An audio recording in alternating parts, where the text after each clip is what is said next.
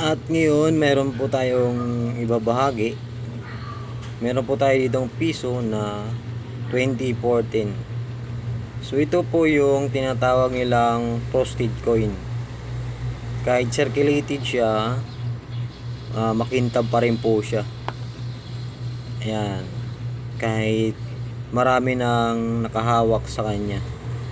Hanggat hindi po yan nagkakalawang, makintab pa rin po yan. Kaya yan ang tinatawag na postage coin.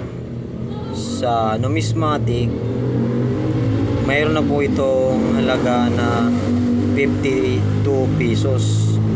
Pero para sa akin po, yan po ay wala pa ring added value.